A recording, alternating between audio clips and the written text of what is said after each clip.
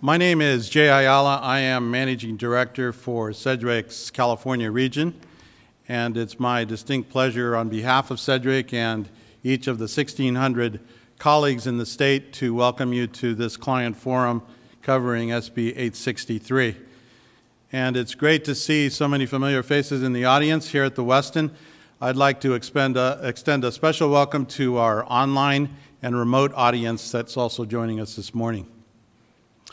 Just a few brief comments before we get started with the presentations. So we're here to inform you today, but we're also here to share ideas and to collaborate. And we've provided ample opportunity today for you to participate in these sessions. So whether you're here today or whether you're online, we want to give you the opportunity to ask your questions. And we really encourage you to do that and to take advantage of that opportunity. With the experts we have here, we should be able to answer most of your questions, and if we can't, they probably don't have answers, and we can expect a little bit of that. Second, we take our responsibility as your TPA very seriously, and that means first and foremost that we will do everything we can to aggressively manage the cost implications of this legislation.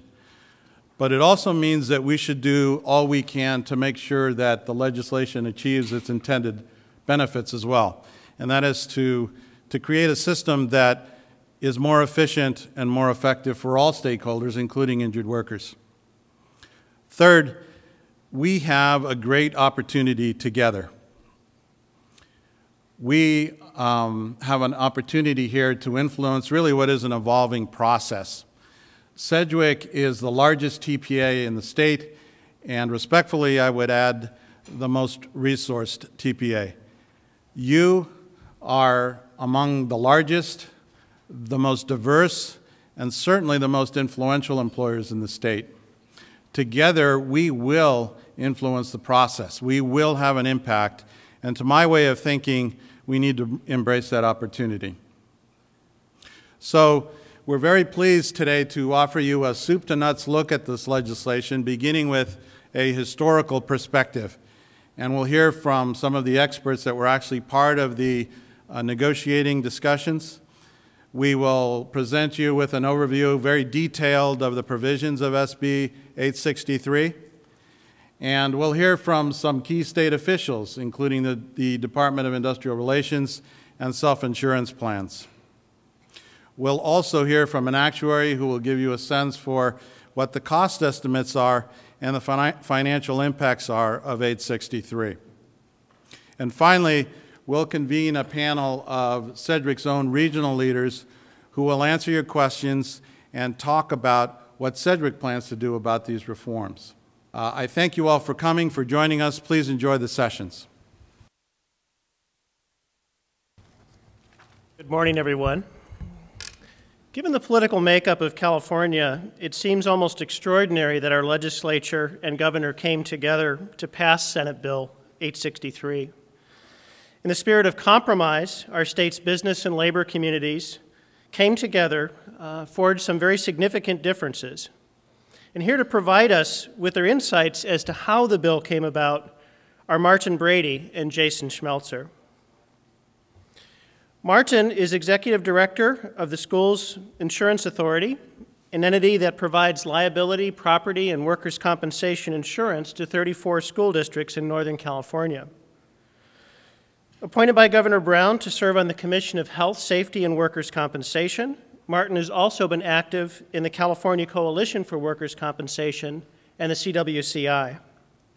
Martin has been a strong advocate for employer interests throughout California. Jason Schmelzer is a lobbyist at Shaw, Yoder, and Antwih. He's been with the firm since 2009.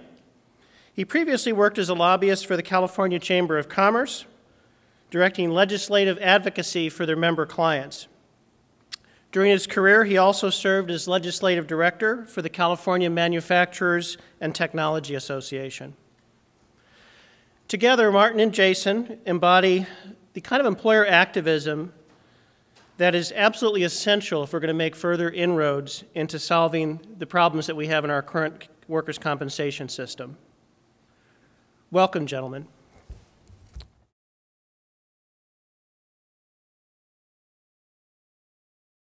Good morning. It's a pleasure to be here, and as was so stated, I have been participating in workers' compensation for so long. In fact, when I started, I was skinny, so it's been that long.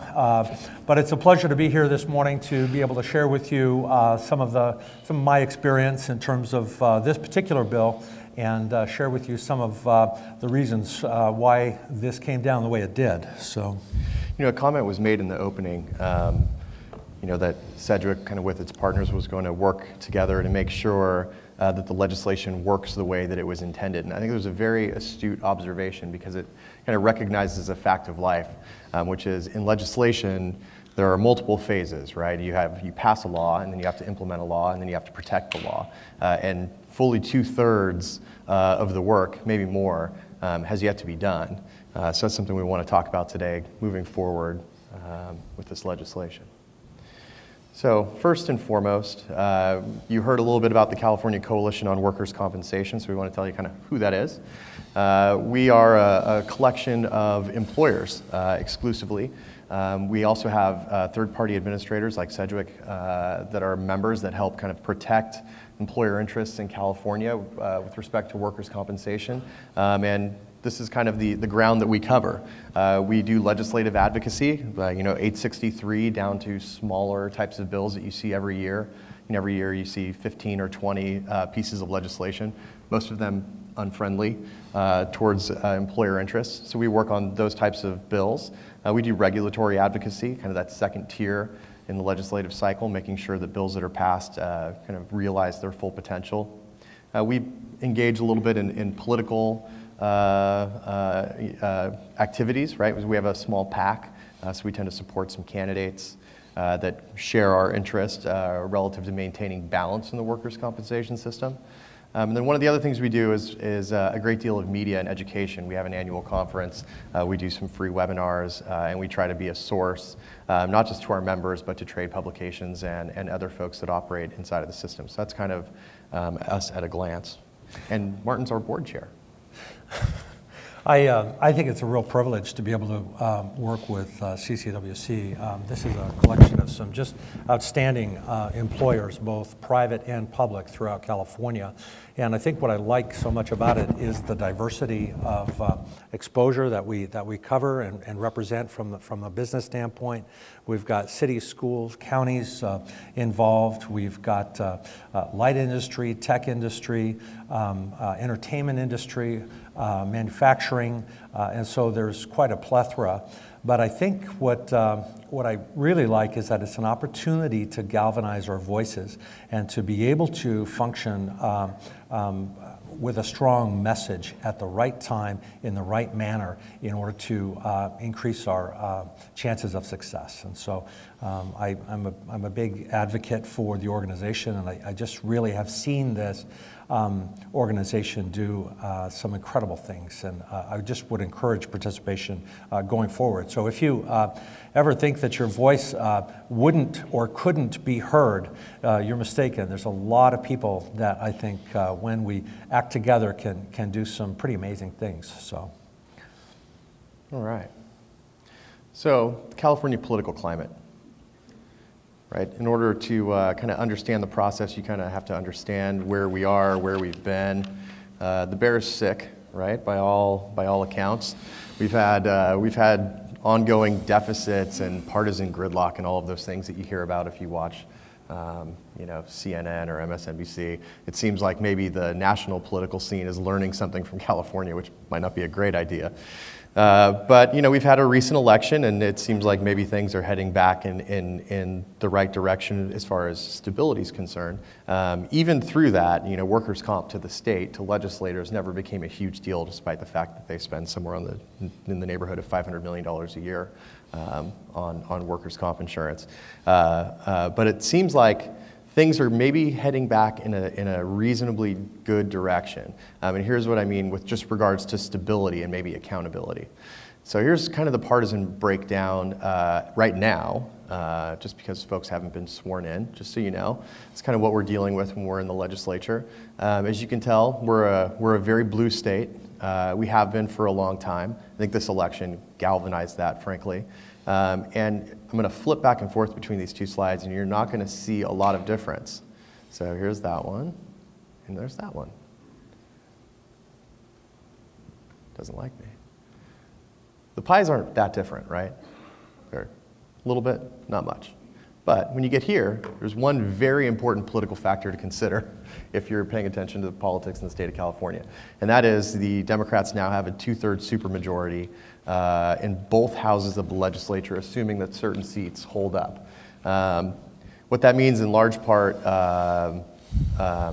that there's almost no reason for the Republicans to get out of bed in the morning. The last kind of barrier to partisan cooperation was on the issue of taxes. In California, we need a 2/3 supermajority to get taxes. So that was what was kind of keeping the Republicans in play. And I think they're doing maybe a little bit of soul searching, trying to figure out how to move forward in the state. This has been kind of a long road for them. The other thing that's not necessarily on here is the passage of Prop 30 with the election. So if you think of the day before the election to the day after the election, there was a great deal of change. There was a huge revenue problem. They couldn't address it in the legislature because the Republicans and frankly some Democrats wouldn't necessarily play ball. There's all deficits all the time. And now what you have is a state that resolved their deficit problem with the passage of Prop 30. And then on top of that, the Democrats now have a 2/3 supermajority. So this is the first time, even though we've been a very blue state, that the Democrats will fully be capable, both with the public, allowing them, and kind of logistically within their own house, will be able to kind of do their thing completely. That changes a lot for us and for you in the legislative game. It just does. A lot of what we do is achieved through creating gridlock, right? And if you don't want to build a pass, you try to create gridlock. It's a lot harder to do under these circumstances. So what's the impact on workers' comp with the election? Honestly, not much. The legislature has been a heavily Democratic legislature. They tend to favor labor. When business has good arguments, we apply them and we do okay. But it's really not going to make that big of a difference. Frankly, we have a strong executive in Governor Brown. I know leading up to Governor Brown's inauguration, a lot of people were concerned relative to workers' comp that the farm was about to be sold off and labor and the applicant attorneys were going to come in and run the tables, and I may have had some of those fears myself. After 2 years with Governor Brown, I can't find fault with a single action he's taken on a bill that reached his desk. That is pretty amazing to say. Even with supposedly labor or employer-friendly governors like Schwarzenegger, they still signed some pretty bad bills, presumptions in the public sector and things like that. So we actually do have, at least since I've been participating in the political process, probably the strongest executive for employers. So that's good news. What really changes things for employers and what really creates a need for advocacy for employers to engage and helping us deal with some of these dynamics that we were talking about are the political reforms that have been passed over the past several years. Right? You've got the top two primary now, so you sometimes have two Democrats running against each other or two Republicans running against each other. Creates kind of a moderate political situation in the elections. You have term limits and now redistricting. So you have a high turnover rate, low experience, partisan gridlock, and some of these political reforms are starting to maybe loosen things up, and we have now 12-year term limits. People can stay in the lower house for 12 years. So we're actually going to have some institutional memory.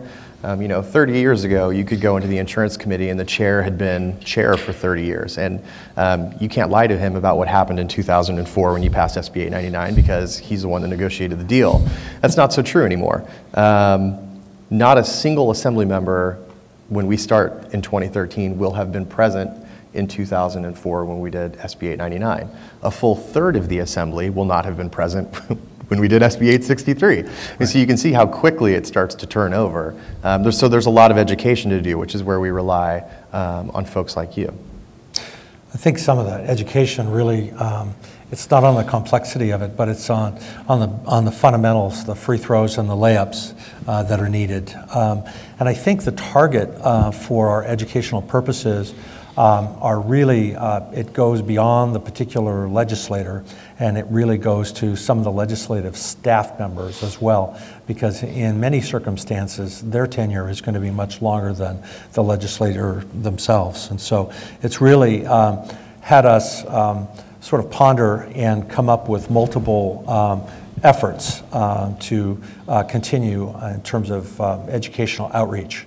And so it's really, it's a little bit, we have to be more thoughtful in terms of how we approach and when we approach. But the goal is to make sure that we have these new members and new staffers up to speed in terms of some of the pressure points and some of the things that they need to be sensitized to in terms of our workers' compensation climate here in California. So. Right. Okay. So, need for a bill.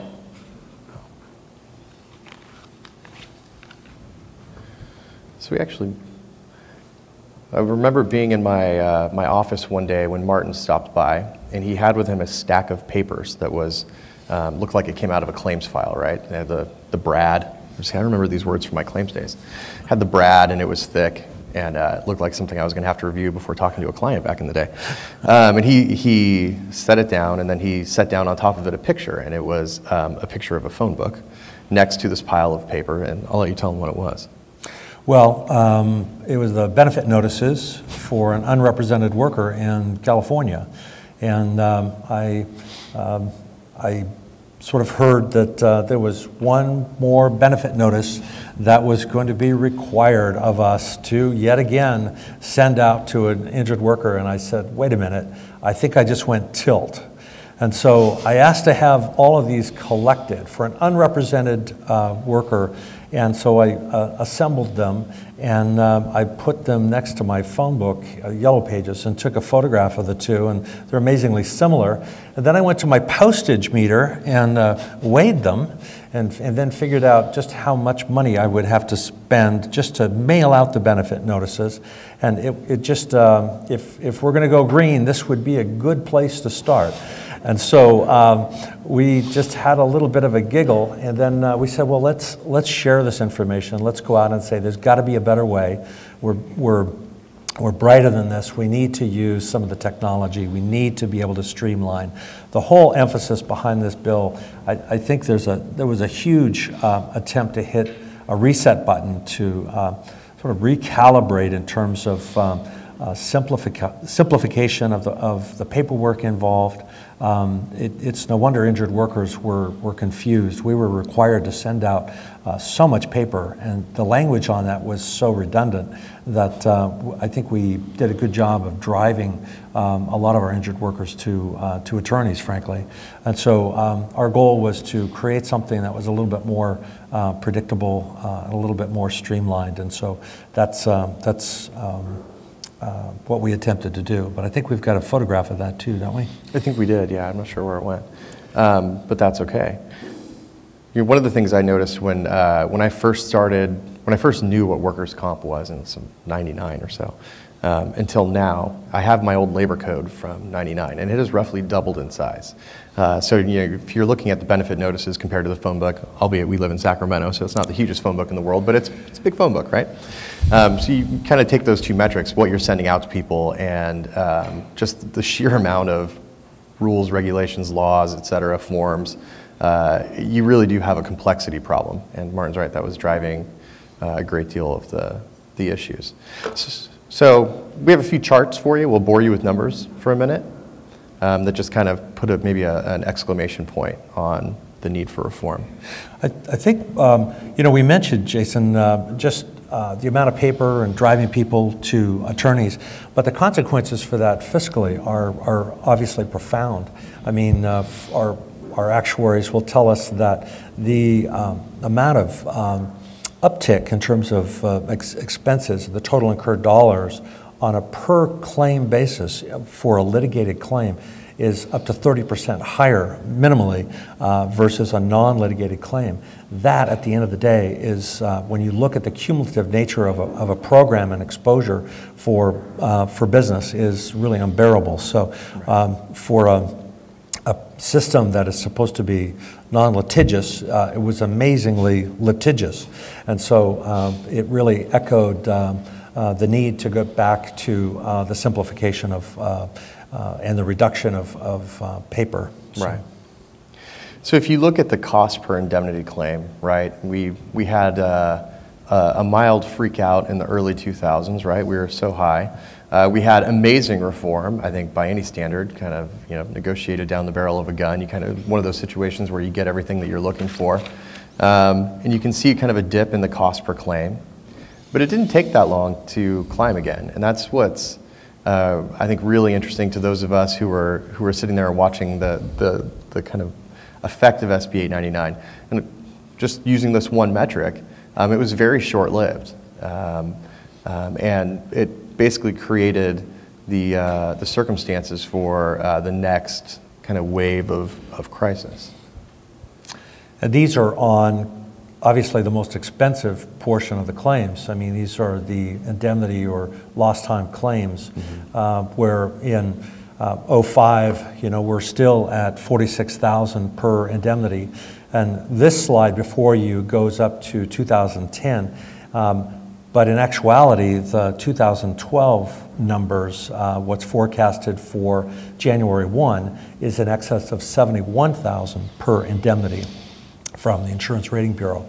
So although after the 899 reforms in 04, there was a dip in frequency of claims, those cost per indemnity claims, the more expensive portion of it, continued to rise throughout the next years, and that's what helped us usher in the need for further analysis, review, and action in terms of making sure that what we did have in place, we had a course correction that could make this system less expensive, a little bit more predictable, and so that was part of the pressure that went into the change, the need for change. So then if you take a look at insurers' combined ratios, right, the amount of money they pay out versus take in, just in claims, you can see a similar trend, although it seems a little bit more pronounced. Just like it was in the early 2000s, this is always going to be unsustainable unless you just have some sort of amazing stock market conditions, which if you've been paying attention to your 401k, we really don't have. You know, so it created really some unsustainable terrain for employers to try to operate on. You know, luckily, I think you'll see in the next few slides, the impact of this was isolated, you know, unless you were self-insured. But if you're an insured employer, it was pretty isolated away from you. It was the insurance companies were eating most of it. But it did, I think Martin's pointed out to me several times in the past, it created circumstances that were just completely unsustainable, and not just for employers, but in the insurance market.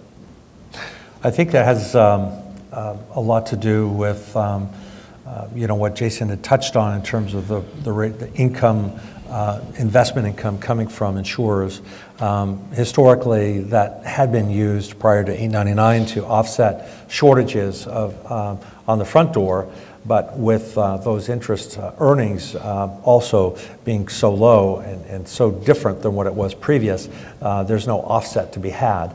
And so with a ratio of excess of 130%, the carriers were getting the fuse was getting shorter, and so we were seeing some movement in terms of some of the larger carriers that provided monoline excess workers' compensation.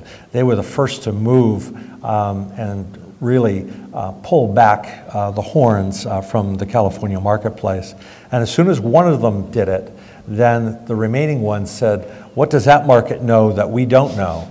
And so everybody started taking a closer look at their own combined ratios, and they started to get cool. So this was something that we could see, we could feel, and the dialogue was quite direct with us in terms of us being able to do something before we were in a full-scale crisis. And so this bill was a unique opportunity for us to recognize where we were headed before we sailed off the fiscal cliff here for comp. Right. So, it's always nice to know before you sail off the fiscal cliff. It's a real disappointment if you don't know where you're headed. You know, the good news for employers, not that it ever really works this way, but you know, a lot of the price pressure that was felt in the early 2000s wasn't quite present yet. It was looming. Martin and I had some very just depressing conversations in July and August about what was going to be coming in October, November, December, January for, you know, very specific industries. But in large part, you know, the insurance companies were, for competitive reasons, eating up that cost. but also their tolerance for doing that. I don't think they would have stayed in that market space for that market share as long as they did the last time with in earlier years. I think they were much more willing to call a spade and be able to say, this isn't sustainable and we need to have some correction. So in speaking with Jason and with others, other colleagues, we said in the business community, both public and private, we would say, we collectively need to unify. We need to take steps to take this corrective action, or the marketplace will. They're going to act for us, and we're going to be dealing with the consequences of it. And so we were able to build that coalition and be able to really put together a package and reach out in a really remarkable way with labor and be able to look at the common interests. And that's what I think is so stunning about this, is that we really worked cooperatively in order to really do what's best to make us a little bit more competitive on a go-forward basis. And I think it really helped avert what I would say would be a clear and present significant stress, additional stress on the business community in this state. And so by demonstrating our willingness to roll our sleeves up together and fix this problem, I think we did save ourselves from that cliff's edge. Although the work remains, obviously, and the balance remains today in terms of how this is going to be implemented, which we'll talk about later. Right. So for employers, I mean, I think you could see maybe in the past few slides why we had a sense of urgency, right? All of the underlying data was telling us, whether it was cost per claim or insurer combined ratios, that the pain was coming for employers. So what we wanted to do was something remarkable in politics, amazingly. It seems like politicians and stakeholders can never really get anything done, right, until things are on fire and there's, you know, sirens and things like that. It's just, nothing's ever done early. It's just not right politically until, you know, somebody's really upset. So our goal was really to try to get this done before employers started to feel the pain, get ahead of the curve, you know, while we still had time. So this is a little slide that I just always like to use just to aggravate the people that take exception with its use. And this basically compares California. It's a study that's done by Oregon. It's not the be-all, end-all, but it's really one of the only tools that we have out there to kind of measure California against other states. And it's not a pretty picture. 2008 wasn't a bad year for California.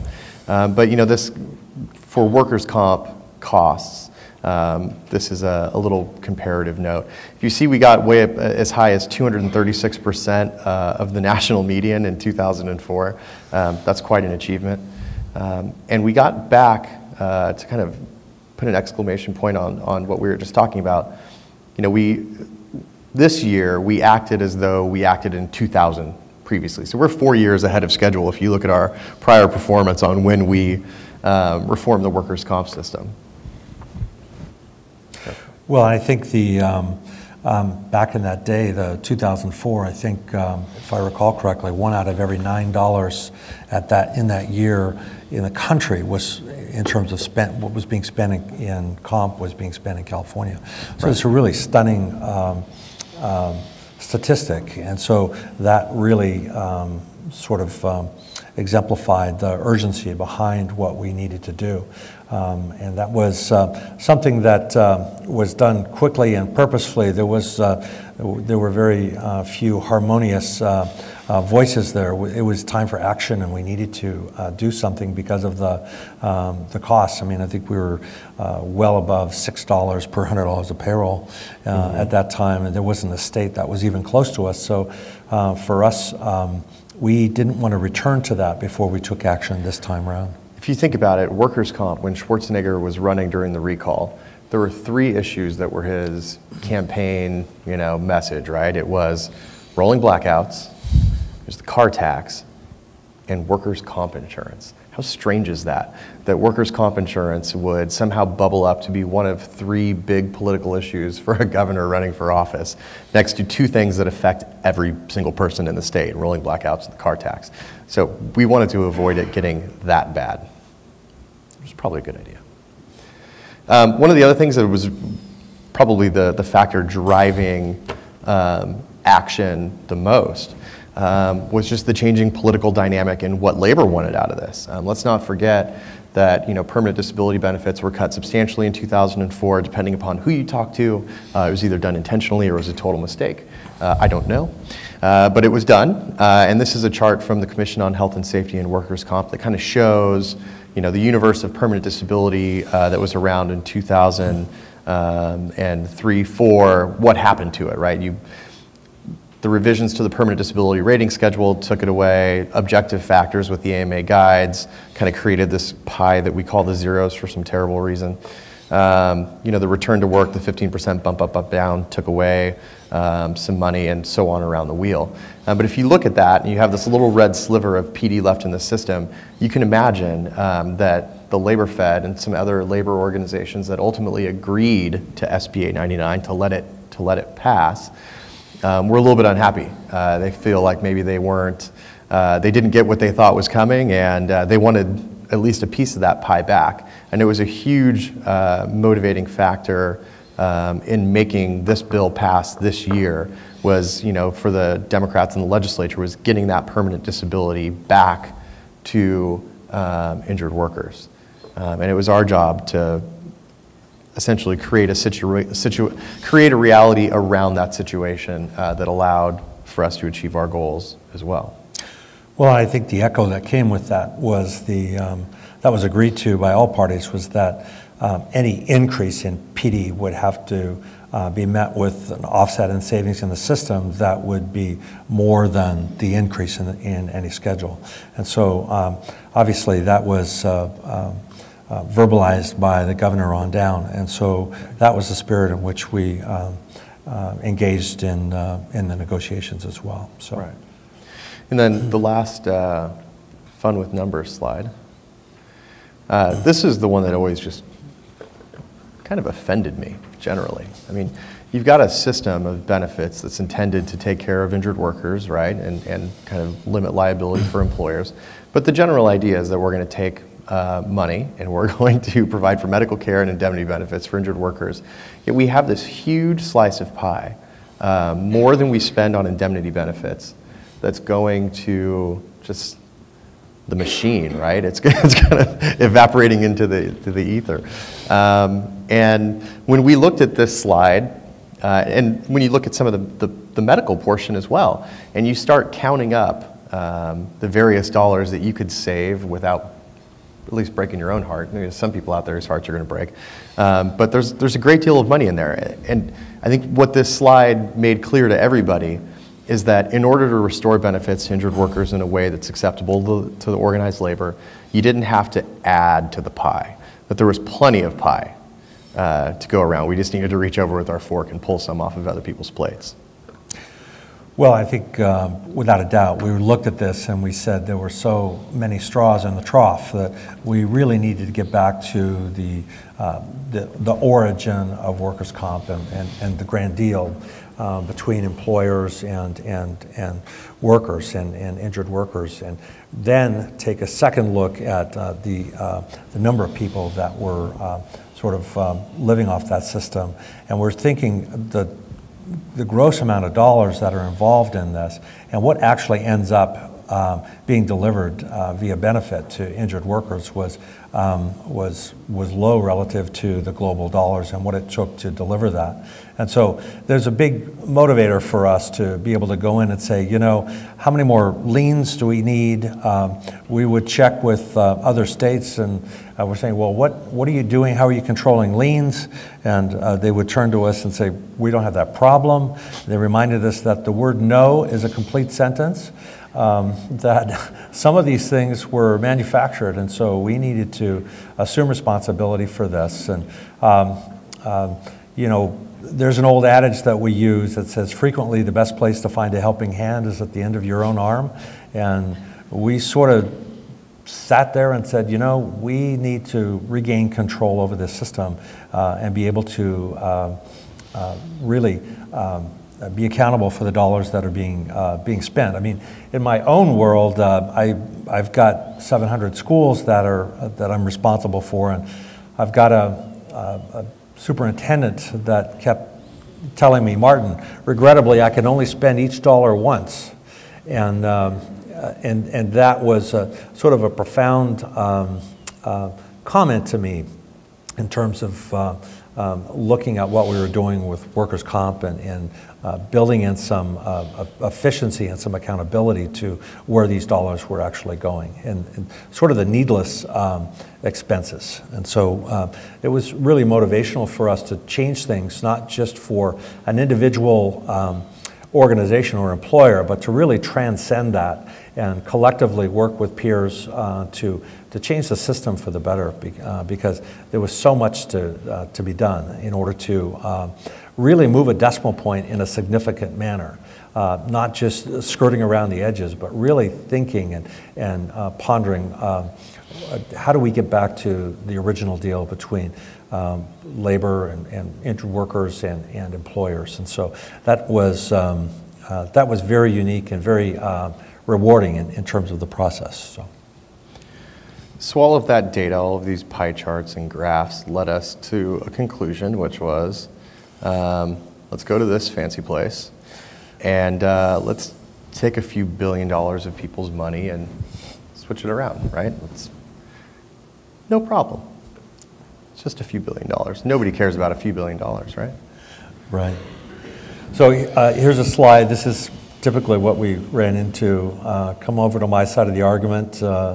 The view is always so clear from here, and I think this, depending on the perspective, we really needed to look at more of a gestalt, more of a global perspective in terms of where the costs are and what was truly sustainable. We were obviously seeing rapidly increasing medical costs, and yet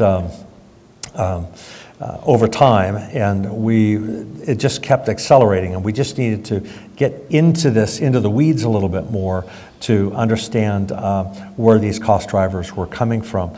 And so we needed to look at this from a vantage point that was on top instead of from different corners of the intersection. And that helped us significantly in terms of identifying people who were providing service to the workers' compensation industry, but there were no rules or fee schedules or things that were in place that would help control costs. So it was sort of the Wild West approach, and we needed to make sure that we intervened in a way that made sense, that was respectful, but really got back to basics, and that was the free throw and layup comment. But as we looked at this, and I know the Capitol building that Jason just clicked on, that is frequently called the sausage factory, and it's not pretty, but if we want to get something done, we've got to face the sausage floor. It's never pretty in the Capitol. So, you know, one of the things that we want to talk to you most about is advocacy, and I think when we go through the process that we undertook, you'll understand why it's important for employers and frankly their apparatus, you know, in the form of Sedgwick and other folks that are here, you know, essentially to help us get through the system in one piece. You know, starting with just a few general concepts that we attempted to kind of, impose on reality, right? You keep saying something long enough and you hope everybody just kind of picks it up as fact and they don't ask where it came from. Well, here's a couple of those things that we just started saying a few years ago. One, the focus was on labor management. And this wasn't meant to be rude. It's not that we were telling people we don't really care what you think if you're not a member of a union or you're not an employer. But it kind of was. Really what it came down to was employers and employees are the ones that struck this original bargain. And the next reform cycle will focus entirely on making the system work for those two parties. And we are not going to entertain complaints from folks outside of that realm. And it actually ended up working out that way. Second, the benefits will not come from payroll. And essentially that's a way of saying no new cost is going to be added to the system. Really what we were saying in the beginning is we have to have more savings than benefits. The reason I put quotes around that is that because Secretary Morgenstern, the labor secretary for the state of California, said that in a hearing, and we all looked at each other and said, okay, it worked, right? That's when your rhetoric becomes reality, is when someone important repeats it back to you. And so that's good. We were set up, a focus on labor and management. We didn't want to add to the pie. And frankly, from an employer perspective, because of how unsure things are, we wanted to make sure that we had more savings than benefits. But the important part about employer advocacy comes from the years preceding, right? We have lobby days, we have conferences, we have meetings with legislators, we have letters that go to legislators, we have meetings with the administration. And it's not just me as the lobbyist. If I can ever bring one of my members, I do that. Or if I send my members go out on their own and do these things. But it was this chorus of employer voices that essentially allowed us to make these kind of the lines on the field a reality. And without that advocacy from employers, we would have been staring down the barrel of a very politically unfriendly situation. A broadly labor-supporting legislature, a Democrat governor that was in large part put there by labor, but this reality was brought to life by employers. And I think it was that unified voice, both private and public. I mean, on the public side, we make up 16% of the pie of the exposure in California, and I don't think it's a surprise to anyone to hear of the challenges we're having and stories of insolvencies for public agencies, and so dollars were scarce, and there's just something to be had in terms of making sure that if we are interested in having communities and be in a state that is that has good public services, we needed to embrace and partner with private sector in order to strengthen that voice for change, because it was affecting everybody, not just one business class or another. And it really speaks to the cumulative effect of workers' compensation. I mean, I really describe for my own board that workers' compensation, when you look at the numbers involved and the expenses, you really have to have the mindset of a mortgage. It's a long-term proposition. It's not transactional. We're not buying pizza.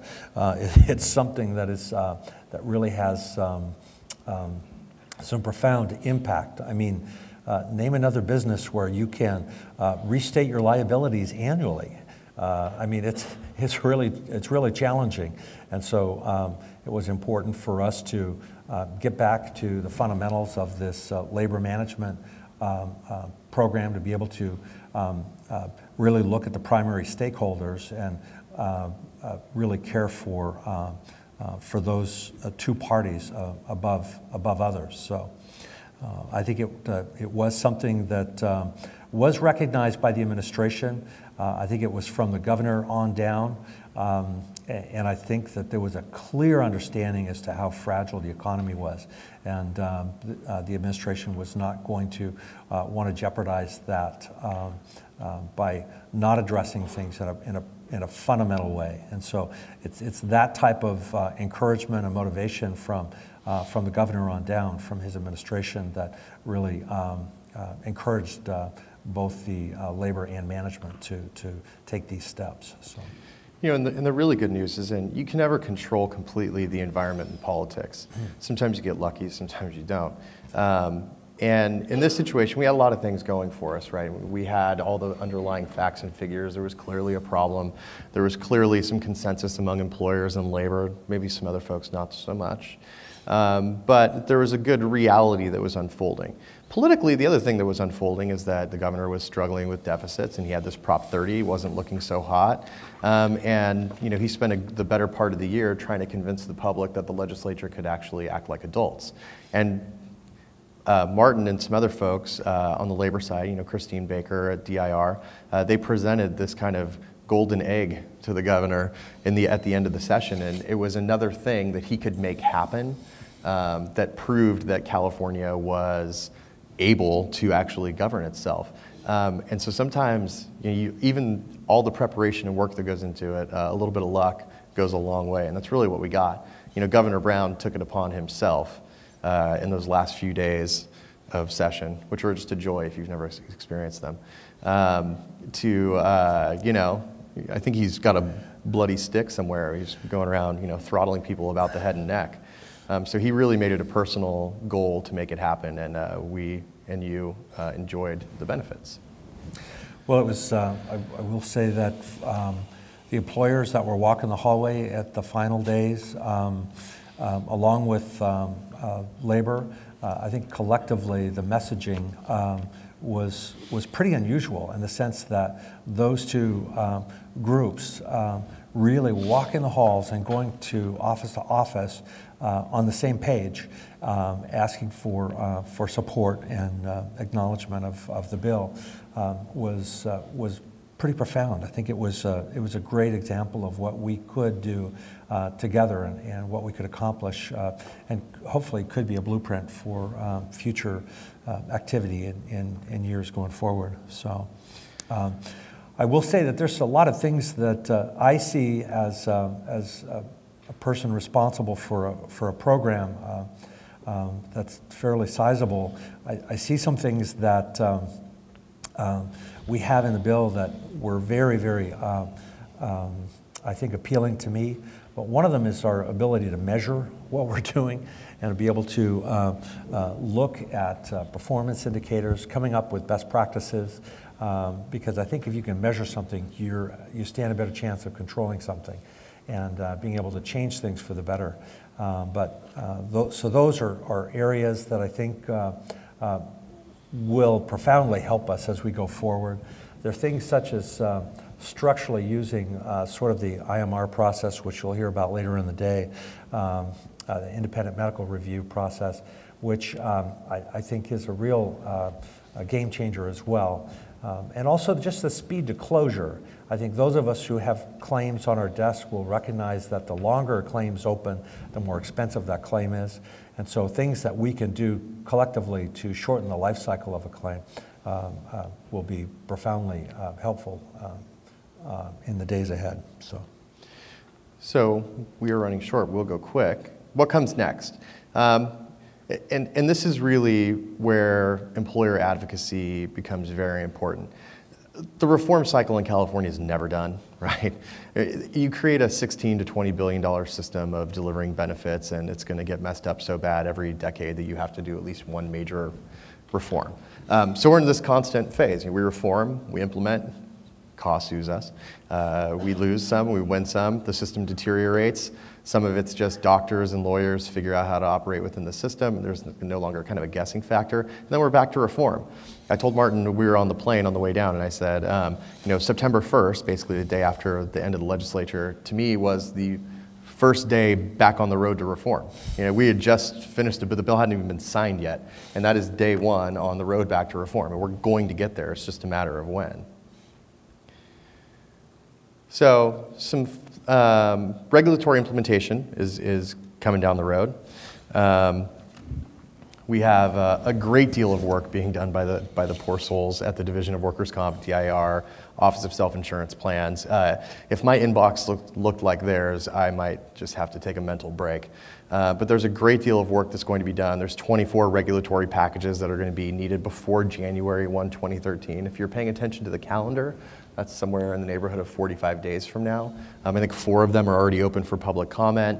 It's all going to happen very quickly, and employers need to be on the ball. I can tell you, in the past, when the division tries to do some things, the folks that oppose it are really loud. They're loud to governors, they're loud to legislative leadership, and sometimes employers don't have quite the voice that they need to have. So we're working kind of as a team to make sure that we don't lose a lot of folks on the way through this process. And I just want to tip my hat to the DIR staff and Christine Baker's leadership in this. Talk about reinventing yourself. I think they really have hit the reset button, and they've been working long hours and weekends to make sure that the deliverables are there as promised. And there's a ton of them that, as Jason had alluded to. And so it's really important for us to still maintain our voices and lend the support where needed. But I would say that it's not business as usual at the DIR.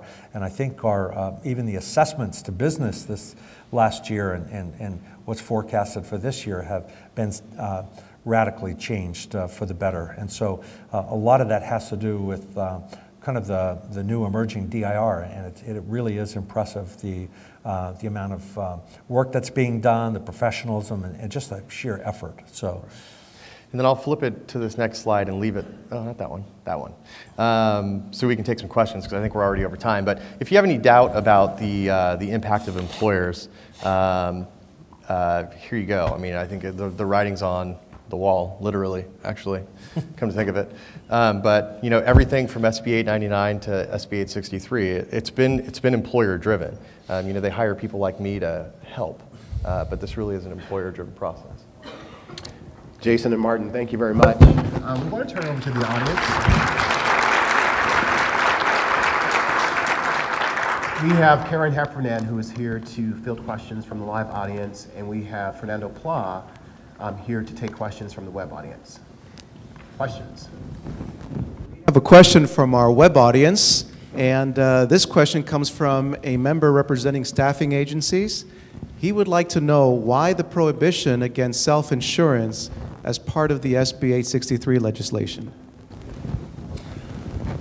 Well, I would say that the track record in terms of what was experienced, I think, by the DIR staff prior to the bill, I think there were some problems pertaining to underfunding of those specific programs, and so there was some effort to try to curb some of the abuses that were experienced in that particular genre of the business community. And so that was one of the reasons why I think some of the efforts were made.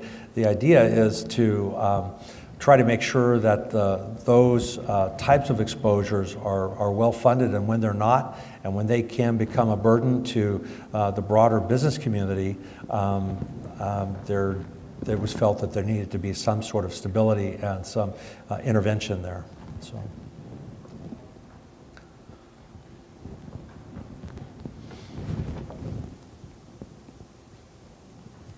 I'm curious as to, there was a list of things that were exempt from the new legislation, and I'm curious specifically the underlying reason why they were not included, like the opioid use, for example. I just think it depends on the issue. I mean, going down the list, Alvarez Guzman was just a non-starter for labor. In any negotiation, you're going to have kind of no-nos, and they're going to have no-nos, and part of the path to actually getting a deal instead of just yelling at each other across the table is respecting some of the boundaries, right? So Alvarez Guzman was a non-starter. The NFL and Major League Baseball and some of the other sports franchises came in and they took a swing at the whole thing to try to get what they wanted. That was a non-starter for labor. And issues like opioid use, it wasn't quite ripe, and it would have created some political problems.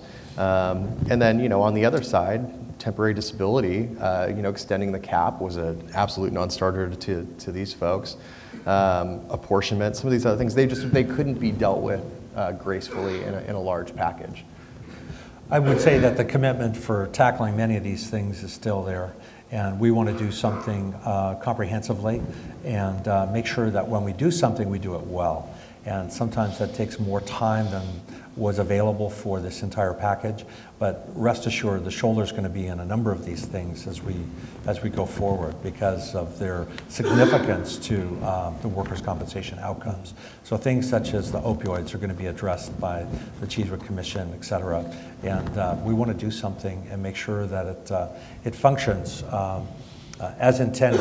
And as an example, just the database, what I just got through talking about in terms of being able to measure outcomes for opioid, we recognize that what the feds are telling us is that something needs to be done in a regional basis. So when we're tracking outcomes and data, it's not just California, but be able to have a database that is shared amongst states in the West, for example.